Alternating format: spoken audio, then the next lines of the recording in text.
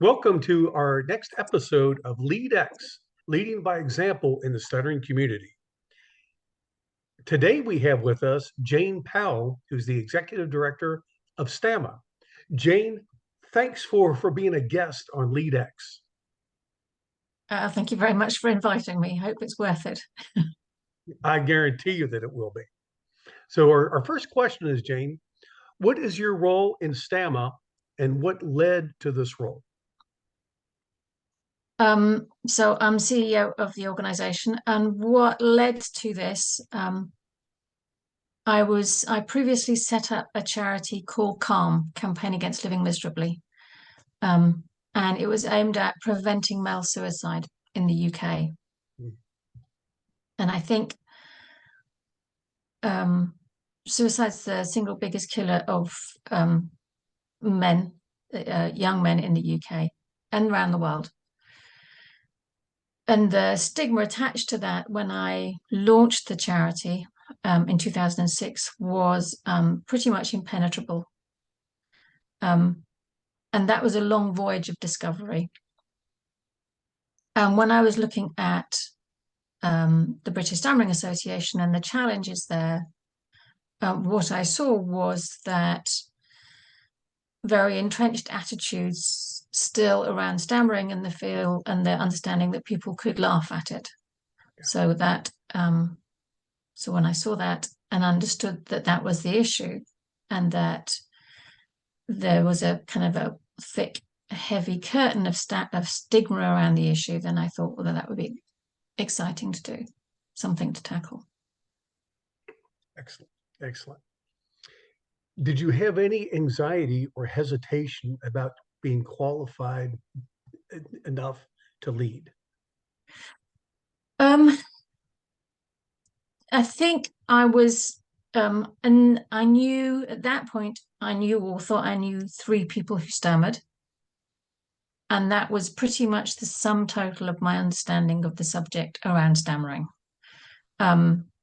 So I read up and had learned as much as I could before the interview. And I think that's where I was most nervous. But I thought what I could bring to the job was that the role and what I saw the job being was about trying to change the attitudes and understanding of people who don't stammer. And that I thought I was supremely well positioned to do, as I don't stammer. And that I think is the main issue, isn't people who stammer, it's people who don't stammer. And if we're going to tackle them, then I've got an inside track on that. That is such an interesting point of view. Fascinating. So, Jane, who helped you during your leadership journey, like a mentor, and how did they help you?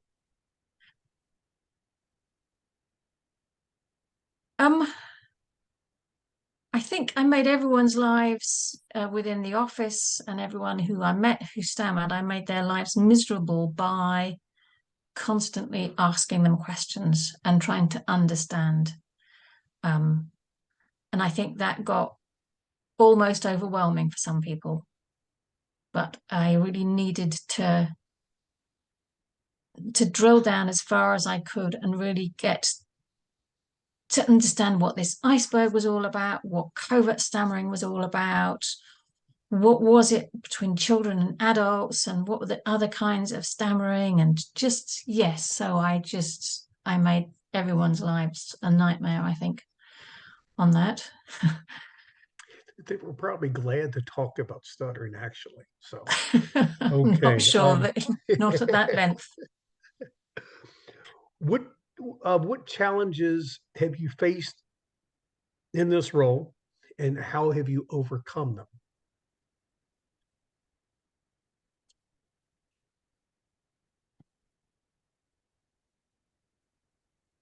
I think the main challenges, I think, for anyone in my position are first organizational and operational. Is that you have to have you have to have the infrastructure in place in order to proceed. You can't do it without an infrastructure. You can't do it without administration. You can't do it without a database. You can't do it unless you have all those things in place. And also, I think for me, the branding was really important. If I was going to have and get our messaging out, then I think what I wanted to see was to get some good, strong branding and messaging out there that was going to really work for the organization.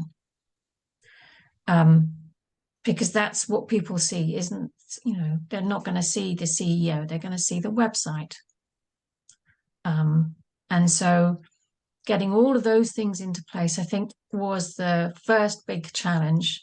And also to try and make sure that we tried to tonally hit and make sure that we bring people with us. And I think that was a real struggle because many people found the name discomforting and the visuals discomforting.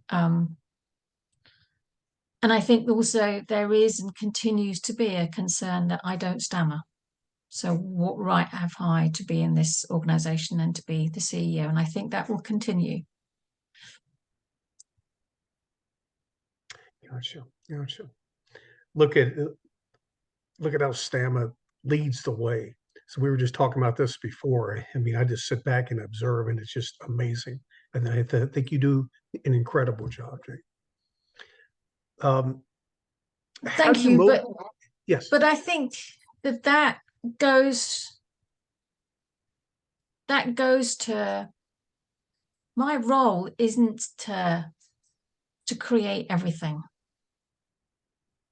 My role is to listen really hard and work together with everyone to get the plan right and give everyone the space they need to do what they do and bring people in and get them to do what they do best. Whether that's, creating the videos or the brand. I think, a leader for me isn't the person that does everything. They are not the sole solution to everything. They're there as someone to orchestrate. Because the best things I've done, I haven't done at all. Other people have, all the things that I've done really well have been done by other people. And I think that's what's exciting about leading an organization is when you get other people coming up with their brainwaves and their focus and their insight and bringing that, to the game. And then you try to kind of make all of that work together. Awesome. Awesome. How do you motivate an organization of people who stammer?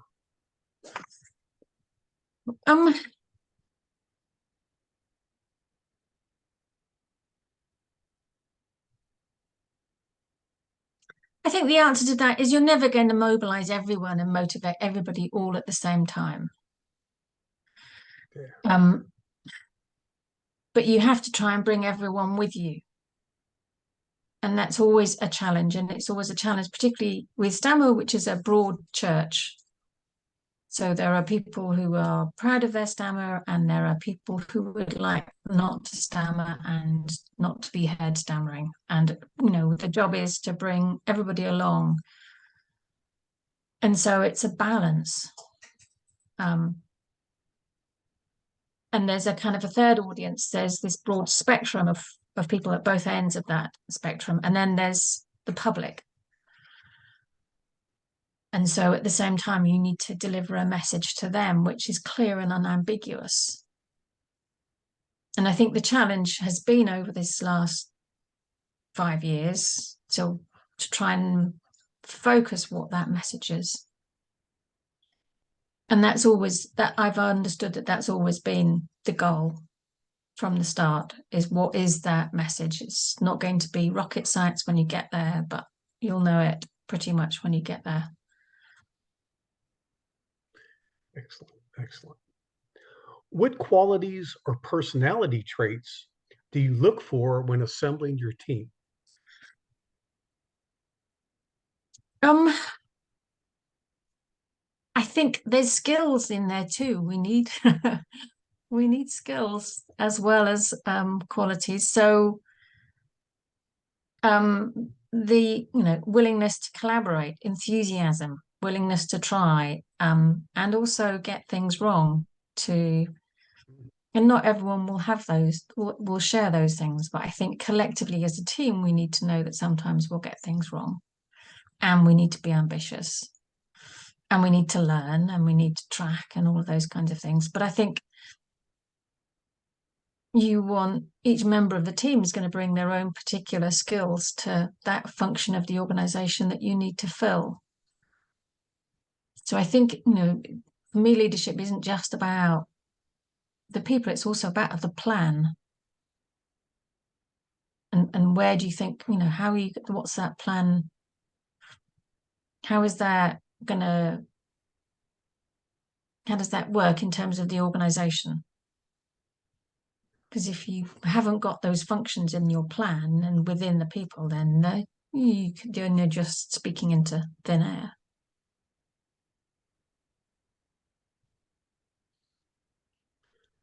What should a person focus on when seeking a leadership role?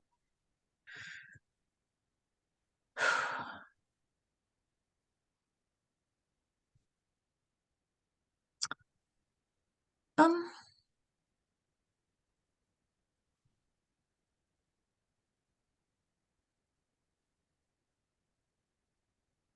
I don't really know how you answer that.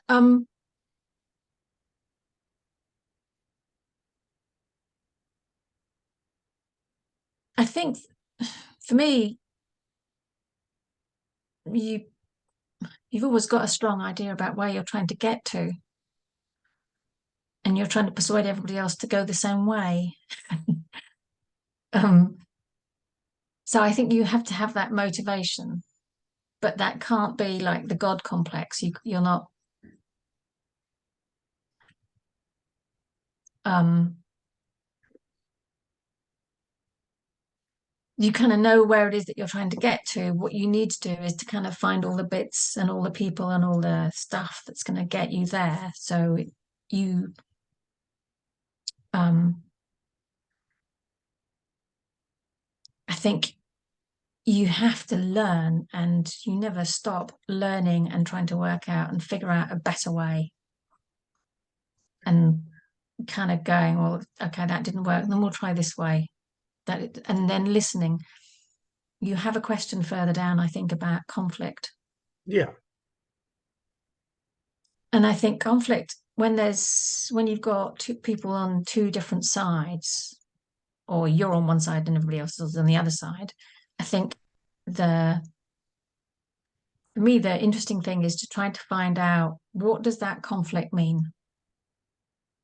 Not to try and avoid it, but just to kind of try and understand what that means. Because I think if you can try and understand and figure a way through, then that's progress.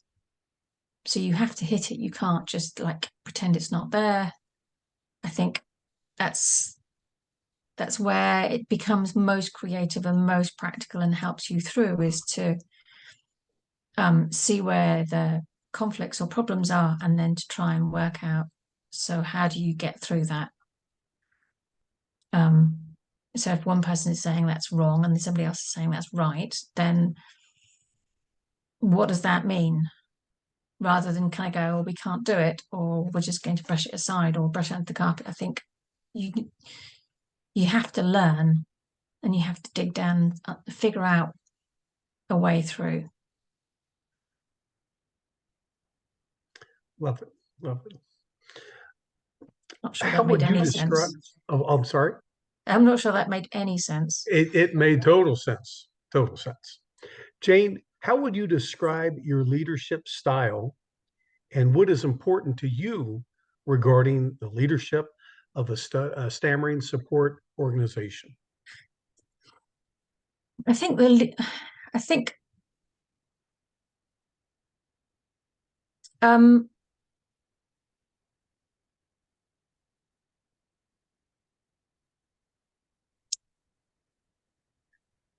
I guess a quiet style. I'm not into the big me, or I'm going to kind of grab the mic and stand in front of an audience. I see leadership and leading an organization as really being in the background as much as possible, and um, trying to kind of make sure that people can get on with what it is that they need to get on with, but it kind of goes along the line of the plan. And I think there has to be that plan and that target about where it is that you're trying to get to. So, what was the other part of that question? What is important to you regarding leadership of a stammering support organization? And I think respect and tolerance, it has to be. Um, I think that if we took, I don't know, if we took another thing, if we took um, deafness, or just, you wouldn't say you must use a hearing aid, you must use this hearing aid, you should never use a hearing aid, you must do this. Or if someone's in a wheelchair, kind of go, you must use those bendy metal things which look so neat, or you should just use nothing at all. I think that everybody has their own journey, and I think it has to be respect for everybody's particular journey. And I think that's the most important thing, that respect. Excellent. Excellent. How do you keep a positive climate in your organization? Humor. um,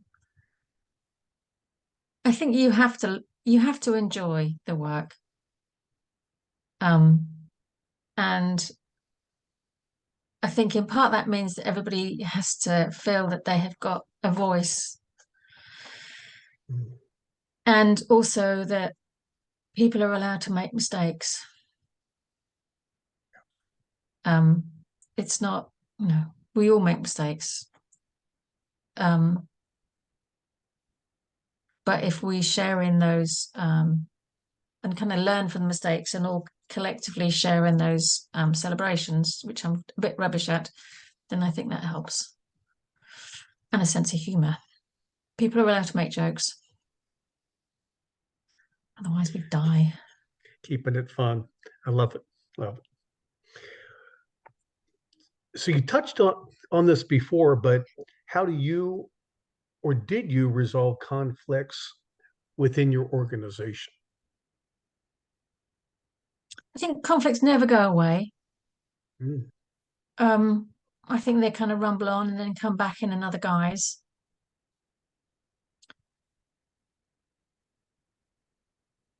I think that I think you have to have integrity. I think you have to always try and do the right thing. You have to do the right thing for the right reason. You have to make sure that your values run through, and you have to hold those too. You can't mislead. You can't. And I think that I think watching other organizations where that didn't start at the top, you realize how rapidly things can degenerate. Um, so I think those are key, because even if people disagree with you, then they know that at least you're being direct. If people can't trust you, if people can't trust the organization, if people can't trust what the organization is saying, then I think you're lost. I think you have to. I think values and really matter um, for everyone in the organization, and I think it has to be value driven. And those values are about listening, they're about truth, they're about listening to each other, about learning. But I think those are really key to having a strong organization and an organization with a reputation, because otherwise it fails. Jane, your words are golden, and I am learning from you. This is an amazing interview. I have to tell you that. When do you push your opinion, or when do you hold back and let others get their way? Oh, I think that's always a tough call. I think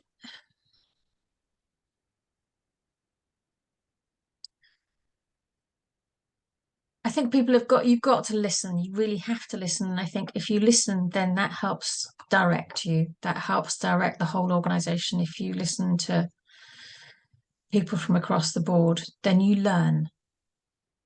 You kind of learn that, if you've heard that 3 times before, you kind of really need to pay attention. This is the third person that's said this, so you need to really listen. And listen to everybody, regardless of who they are. You listen to everybody. Sorry, I'm losing track of that question. Okay. When do you push And your then, opinion or so let others have yeah. Um, so I think people have to have a discussion. Um, and I think if they are all of one opinion, then you're going to overrule that with you've got to be really sure if you're just going to say no to everybody. Yeah. Um, I think there are times when there will be disagreement with everyone, and you need to make a decision. You just need to move on. Good or bad, you might make the right decision, you might make the wrong decision, but you need to move on. You can't hold back. And then, maybe it was the wrong decision and you'll do it differently the next week. But I think you have to listen. I'd like to, you want to have consensus as much as you can the whole time. You can't always have it. But you definitely want to aim for that. And not just consensus, you want to hear and remember all those things that people have said which don't really fit into the current discussion, and remember what they said too, and then try and bring it up and throw it into the discussion and find out where it goes.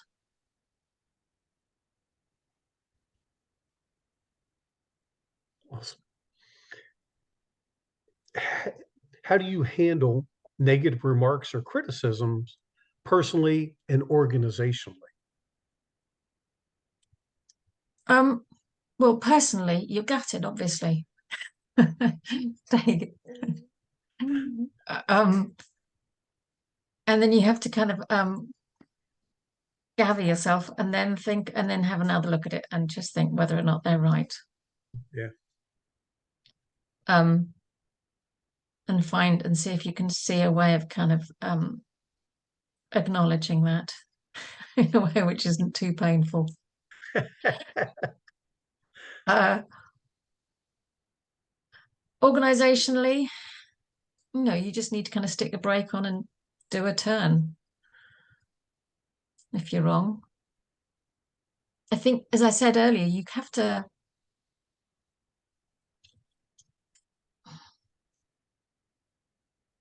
There's no point in going the wrong way. There's no point in doing the wrong thing.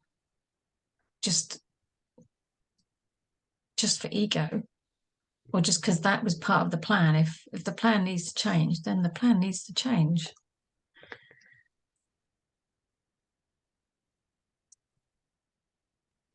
Excellent, excellent. Have you experienced competition from peers within the organization or in the field, other organizations? Um, I think yes, I have experienced competition and um, a cold shoulder, whether that's because I don't stammer or whether it's something differently. Yes, I certainly have. No names or organizations. How did you handle that? That's the second part of the question.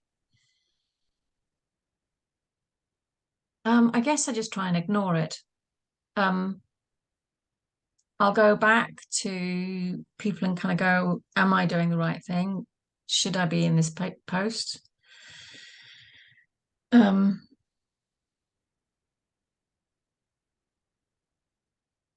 or should I leave as I don't stammer? I think, that's always going to be a question. Um, but I think so far people seem to be on balance for the majority, quite happy with where we're going. Quite excited. I'm quite excited where we're going. So am I. What this is probably my favorite question. What mistakes have you made along the way, and how would you have done it differently?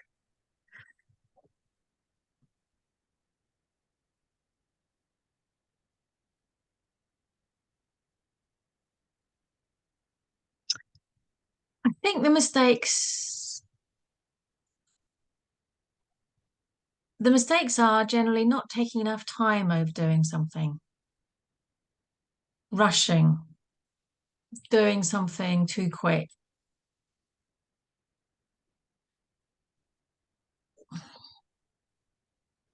or not doing it on time, doing it too late.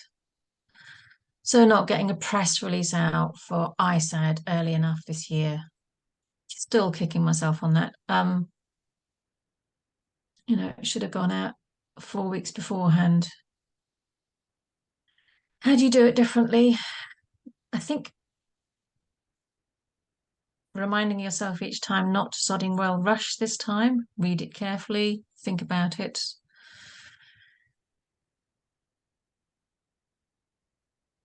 Plan.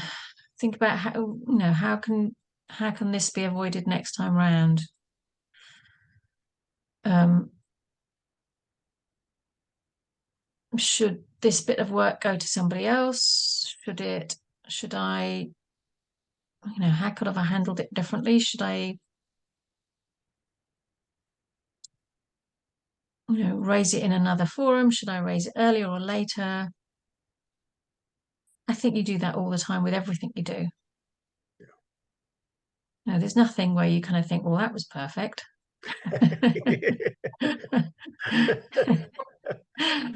Gosh. Truth.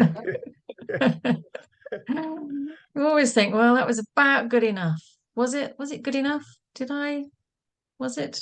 Could I have done any more?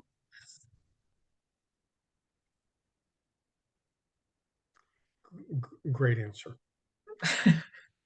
So finally, Jane, what would you like to say to the future leaders of the world stuttering community? Okay, so I think there's two things I would like to say. I think so the first thing for me is that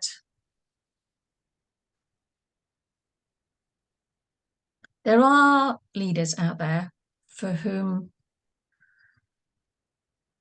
they are the organization, they are everything. It's all about them. And I think that makes the organization weak because when they're not there, then there's nothing there. So I think it should never be all about one person. I think it has to be collective.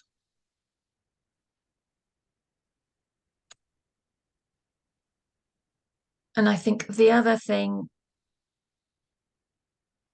is activity isn't the same as achieving stuff. I think you can spend masses of time doing good things, worthy things. But you have to have a plan. There has to be a strategy about how to get from A to B and what the problem that you're trying to solve is. And I think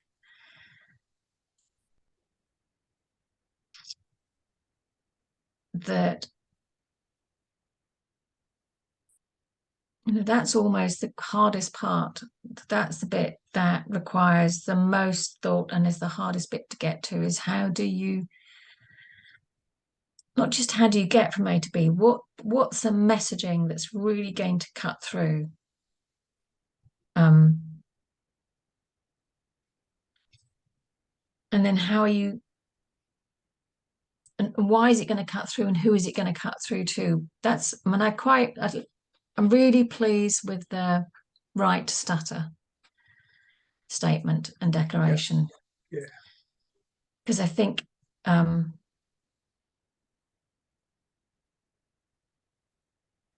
that for me, when I got to that, it was at conference, and I was thinking about campaigns and talking about campaigns later on that morning.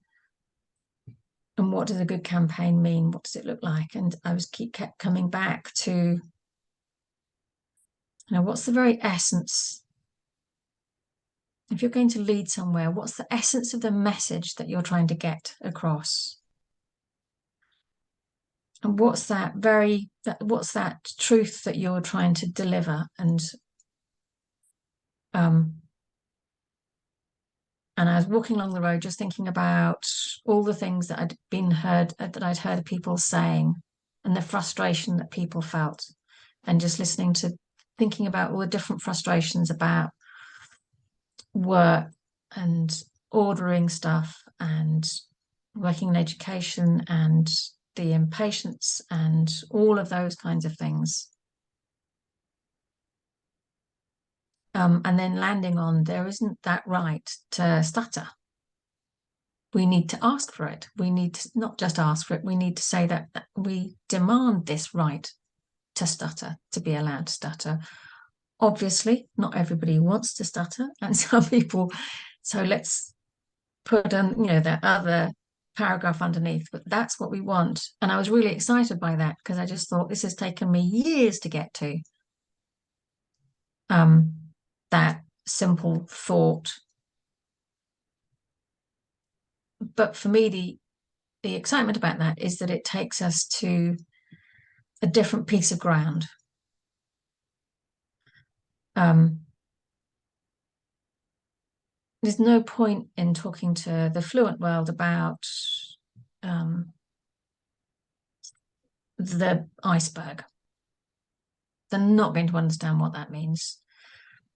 I think hand-wringing and saying you're just too impatient takes us off into a different trajectory. And I think that's why, so thinking through all of those, if you take any of all the different messages that we've had, and then to look at where does that message take us? Like, we want to raise awareness of stammering. What does that mean? What does that even mean? Where does it get to us? So we say to somebody, I would like you to be aware of stammering. What do we expect them to kind of do or say in response? Which is great. Okay. Did we go, was there a follow-up piece of, and I think that start by that kind of, that by saying we want the right stammer, almost invites the questions of, well, why don't you have it? Or, why can't you? Right. And then the follow-up is, because you keep interrupting, because all of the systems out there are not made for people who stammer, because there isn't space in an oral exam, and because the automated phones don't allow for that. So actually there isn't that space, and there isn't that right. And every single time we have a program about it, it's about how somebody has overcome their stammer rather than just talk as they naturally would. And that's why I like that particular thought. And I think hitting those light bulb moments is really very hard to get to. But you have to kind of start somewhere, even if you know it's going to be in the wrong direction. So when I started, I thought what we need to tackle is the joke. Is the ability that people feel to be able to make a joke about stammering. Yeah. It was a place to start. Quite rapidly, I realized that it was the wrong place to start. and that we kind of came back then to finding the right words and taking out all the negativity. And that was a good thing to do, and a good place, and a good, that was a good campaign, and it still has relevance. And I liked that "it's how we talk" phrase. Yes. Is that then that again moves us on. And I think for me, the right stutter brings us even closer to that clarity of messaging that I think that we need if we are going to change the world and create that tolerance. So there is tolerance out there for so many different differences, but I think there isn't tolerance or space still for stammering or stuttering. And I think we just need to make the case clearer and really make it really clear why there isn't that space there. But to come back, I think a message for young leaders,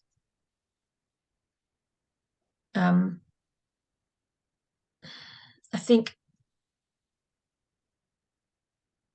leading an organization is kind of about 95% really boring admin and planning and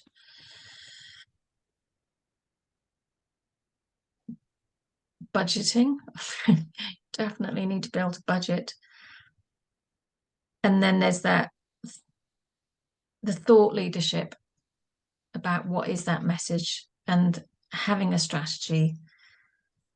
And then it's all about, once you've kind of got all of those things in place, it's then all about how you change all of those things as you go along. When you listen and learn and all the feedback that you get, you then just constantly amend and navigate your way around the things that you've learned.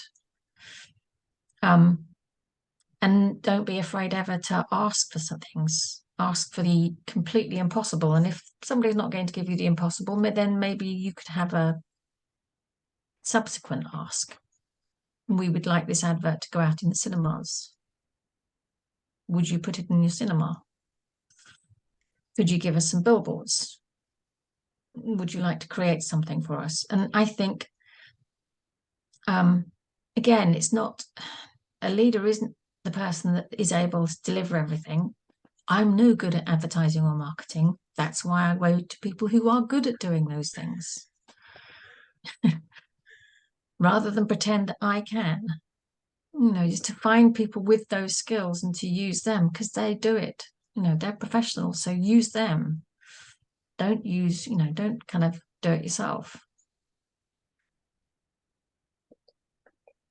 How's that? Well, Jane, thank you for a wonderful interview. I have thoroughly enjoyed my time with you. And I must tell you, Jane, that you get it. Whether you stammer or not, you get it. Not only are you an idea manager, but innovative ideas come from you because you care about us and you want to help us. So regardless of whether you stammer or not, are you qualified to lead a stuttering support organization? I'm sorry, stammering support organization? My answer is yes. Yes, 1,000% yes. So thank you for everything that you do to help us, because you're not only changing the UK, you're changing the world. And I appreciate everything that you do. I think it's exciting to be part of this community. Yeah. Thank you very much for inviting me on.